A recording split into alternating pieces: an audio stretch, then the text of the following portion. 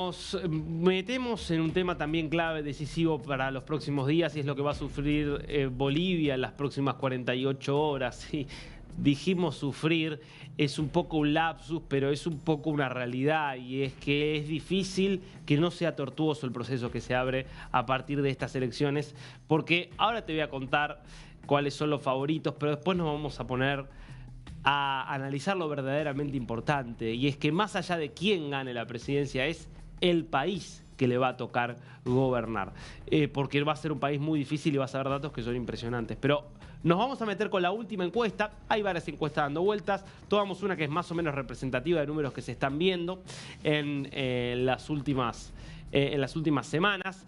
Es una encuesta de Unitel que le da una leve ventaja a Samuel Doria Medina, 21,2%, pero casi en un empate técnico por debajo del margen de error con Jorge Tuto Quiroga.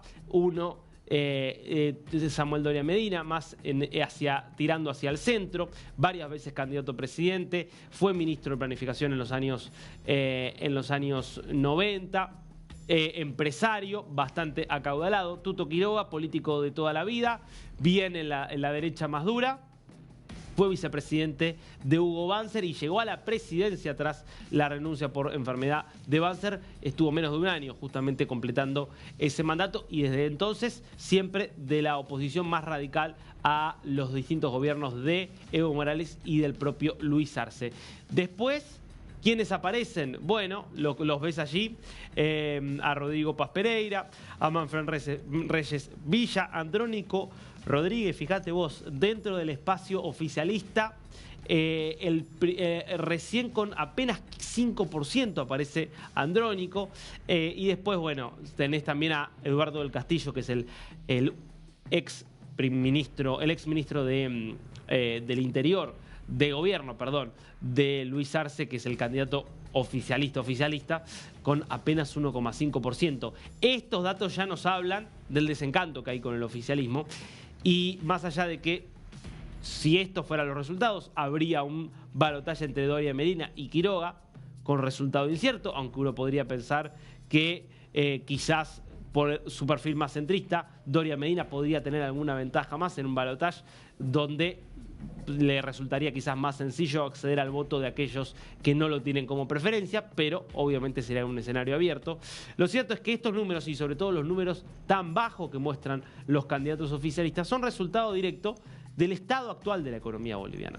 Vamos a ver datos que nos muestran el país que va a recibir el próximo gobierno. Es un país con una inflación a la alza. El acumulado de enero a julio ya da, los primeros 7 meses del año, casi 17% de inflación, pero una interanual que está en 24,8%. Es decir, los últimos 12 meses son 24,8%, pero si nosotros tomamos los últimos 7 meses, ya tenés 17%. ¿Qué significa? Que al año se va a terminar superando cómodamente el 30%, pero aparte hay una tendencia hacia la aceleración muy preocupante. Esto va de la línea de toda una serie de cuestiones que están ocurriendo. Primero, las reservas internacionales. Hoy las reservas netas reportadas por el Banco Central son de 2.800 millones de dólares. En el apogeo del país, el modelo que parecía exitoso, con un Bolivia que exportaba mucho gas a Brasil, que le exportaba gas también a la Argentina, las reservas internacionales estaban en 13.000 millones de dólares. Esto es hace 10 años.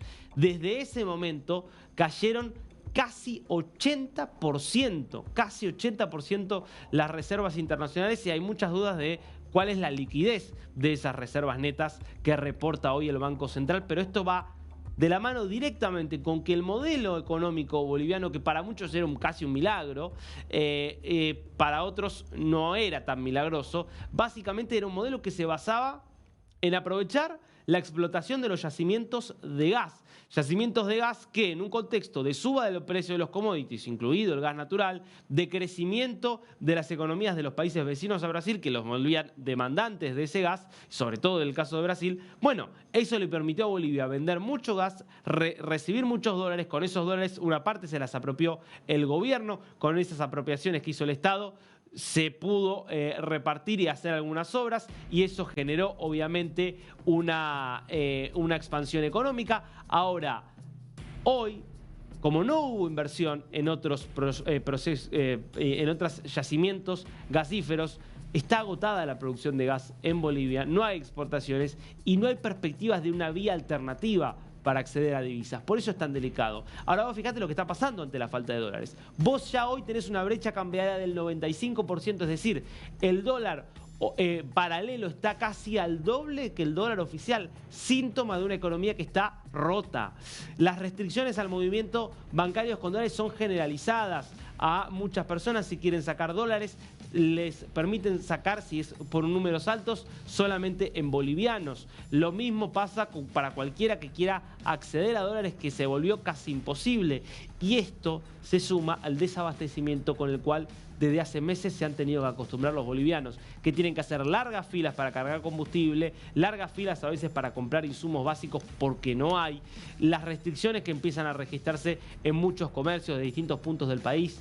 Es una situación crítica que no tiene hoy un plan claro que permita sacarla, más allá de quien hoy aparece como favorito, que es Doria Medina, dice que en 100 días lo puede resolver. La sensación es que va a ser muy difícil, porque además el contexto sociopolítico es muy adverso, porque va a tener enfrente a Evo Morales, su guardia petroliana y todos los intentos de desestabilizar al gobierno que va a venir.